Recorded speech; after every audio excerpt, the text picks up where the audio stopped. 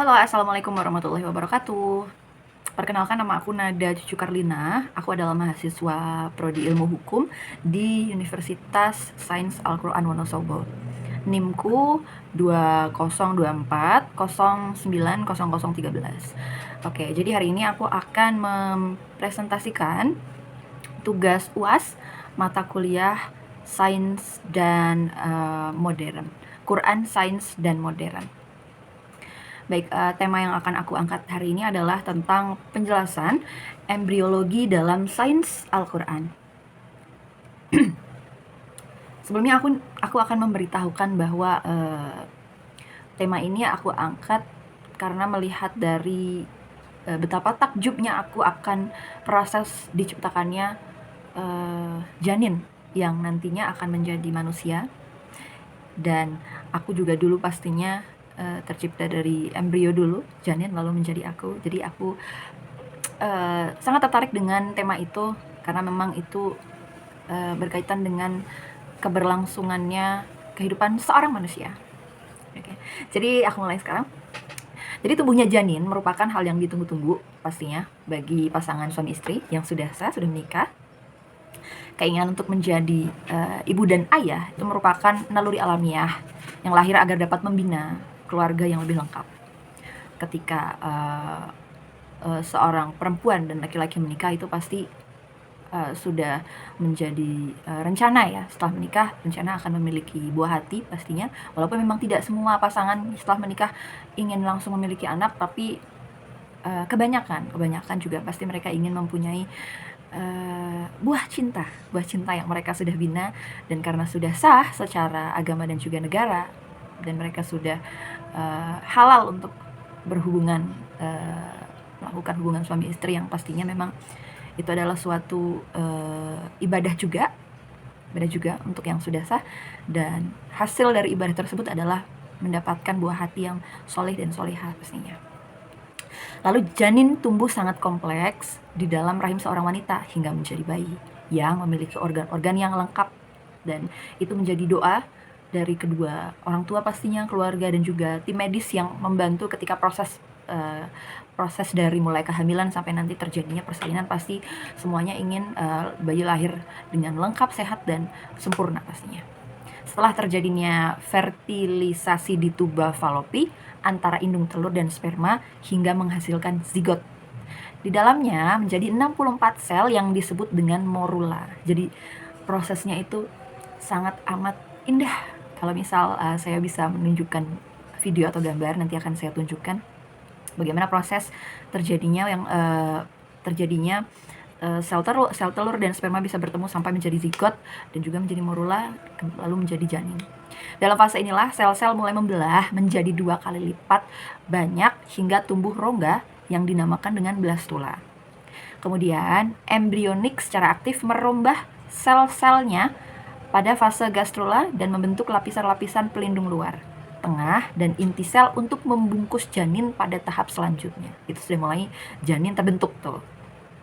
Pada tahap gastrula ini, untuk semua kerentanan kehamilan terjadi sehingga banyak terjadi kasus keguguran, karena pada fase gastrula, embrio membelah berkali lipat lebih keras daripada fase sebelumnya. Barulah setelah memasuki fase organogenesis, sel-sel tubuh mulai tumbuh dengan lengkap satu persatu.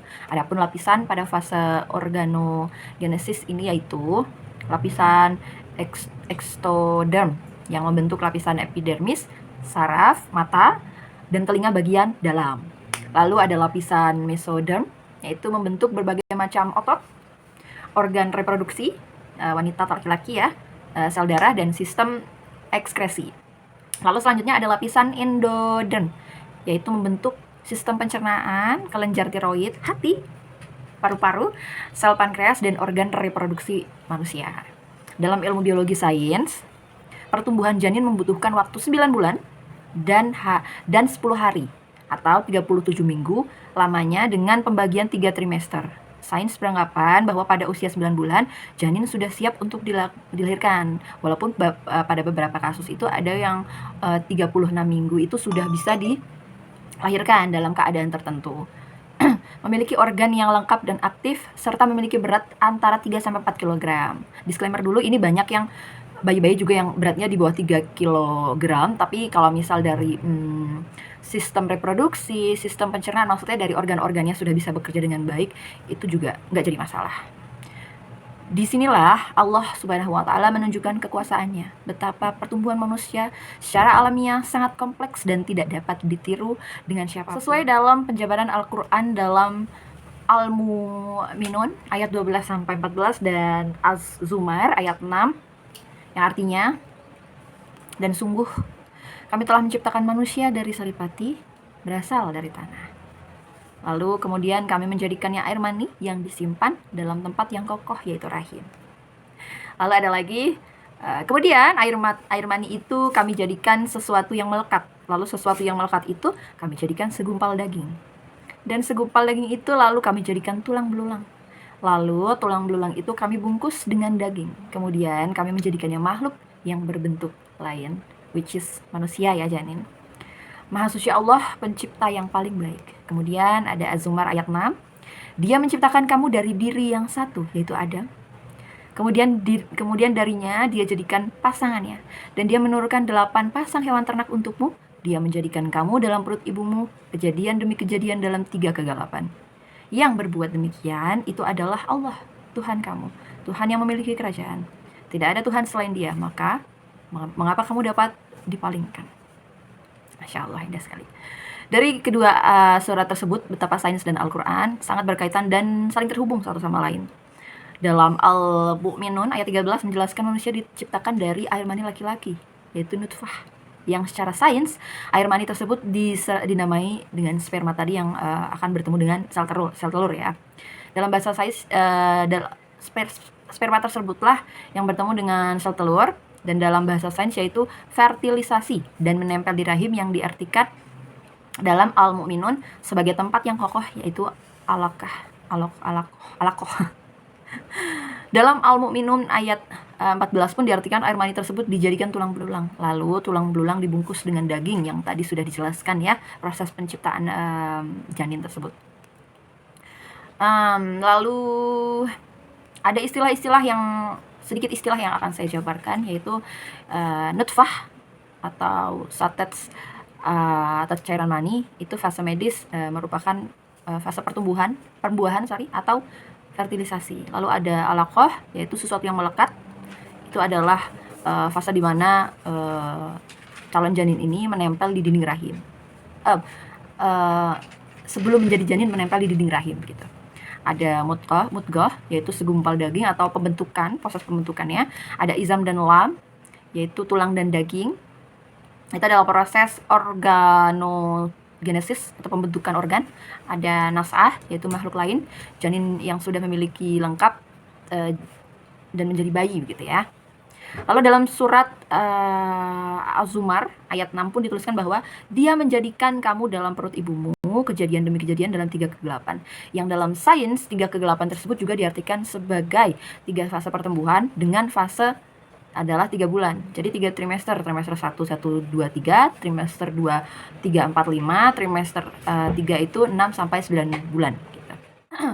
Lalu dalam kitab Al-Um karya Imam Syafi'i dan kitab Bidayatul Mujtahid karya Ibnu Rusyd juga menyatakan dalam tulisannya bahwa durasi kehamilan minimal 6 bulan. Itu untuk bayi yang prematur bisa.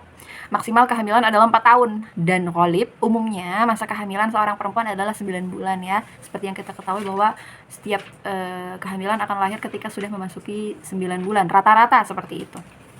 Keterkaitan medis pun 9 bulan dihitung berkaitan dengan perhitungan hari pertama haid terakhir, HPHT. Itu kadang yang bisa menghitung itu tenaga medis seperti bidan itu. Kalau untuk kita sebagai orang awam kayaknya harus belajar bahwa kehamilan dihitung 280 hari atau 40 hari karena pertumbuhan janin melalui pertumbuhan yang kompleks, terutama dalam minggu ke-37 hingga 40. Sebab janin sudah fully term, di mana janin mencapai berat badan optimal dan paru-parunya menghasilkan surfaktan dalam jumlah yang cukup agar bayi bisa bernafas setelah dilahirkan. Dari sinilah diketahui bahwa janin tumbuh dengan sangat kompleks dari dalam, rahim yang pertumbuhannya tidak dapat ditiru dengan siapapun pastinya adalah pekerjaan Allah Subhanahu wa taala ya. Bahkan teknologi yang mereplikasikan pertumbuhan janin seperti bayi-bayi tabung pun itu tidak bisa bekerja dengan sendirinya, itu tetap mengandalkan tangan Allah pastinya. Lalu tidak serta merta ya bayi seutuhnya dapat ditiru oleh manusia tanpa bantuan Allah Subhanahu wa taala pastinya. Betapa Allah memiliki kekuasaan yang tidak dapat ditandingi bahkan manusia sekalipun. Allah sebaik-baiknya pemberi nyawa dan pencipta seisi bumi. Wallahu a'lam bishawab. Baik, itu adalah tema yang saya angkat hari ini. Semoga ilmu yang saya bagikan bermanfaat untuk teman-teman semuanya, dan semoga sehat selalu untuk kita semua dan selalu dalam lindungan Allah. Terima kasih banyak. Assalamualaikum warahmatullahi wabarakatuh.